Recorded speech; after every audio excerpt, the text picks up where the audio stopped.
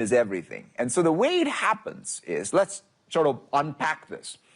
On the supply side, what needs to happen in each country is the tokens per dollar per watt have to sort of monotonically get more efficient and better, right? So to some degree, even what we're trying to do with the investments the two firms are doing around the world is to just say that, like, let's make sure that the supply is there, which is everything from the chips on down, ultimately to these token factories that get deployed everywhere. By the way, there's not one token factory.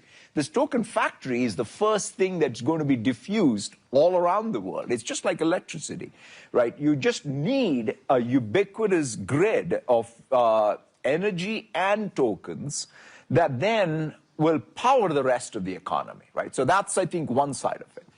Then the demand side of this is a little bit like every firm has to start by using it. If I look back even, you know, when the PCs first came out or the personal computing era started, I loved, you know, I think Jobs had a nice metaphor. He called it the bicycle for the mind.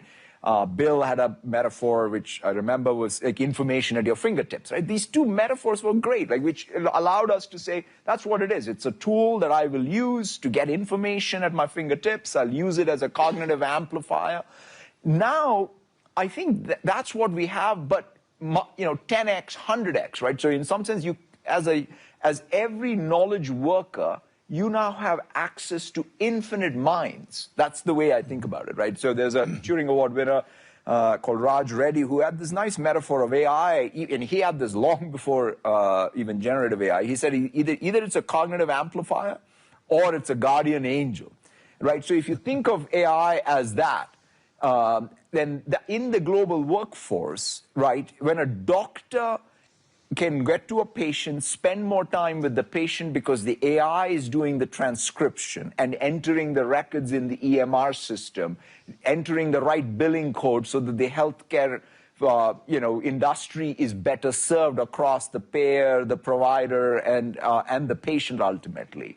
Right? That's an outcome that I think all of us can benefit from. So I feel ultimately it's going to require real leadership on the private sector and the public sector to ensure that diffusion happens. And the one other thing I'll mention, Larry, is skilling, right? So in some sense, the thing that diffusion is very strongly correlated to one thing alone, which is how broadly are people skilled in using this.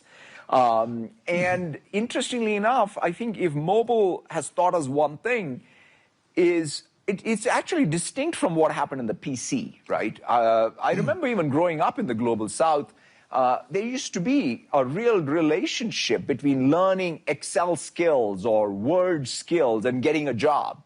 You know, right now, what's the model? In mobile, it's kind of created the same opportunity, but it's been a lot more consumption-led. It's these creator economy and what have you. But it has not been about sort of, oh, wow, here is how you get a healthcare job, or here is how you get a finance job, or here is how you get, you know, you get ahead professionally. And that needs to come back, right? People need to say, oh, I pick up this AI skill, and now I'm a better provider of some product or service in the real economy. So it's very easy to see how mobile and the diffusion of mobile, how it transformed economies, especially in the global South. How does this, you know, to me, I just read a research report that said the applications for AI so far are heavily weighted towards those who are educated or educated economies. And so does that create that, you know, more of a bifurcation, a more polarization? How do we ensure that that diffusion is spread evenly? How do we make sure that we're not leaving major portions of society or the world behind? Because I think that's going to be the big issue for us going forward. Yeah, so it's interesting, right? This is one of those times when by definition, and because of the rails that have been established, you know, you said, right, which is what's happened with mobile as well as what's happened with, you know, essentially connectivity. Right. You have the ability to sort of deliver the tokens pretty evenly around the world.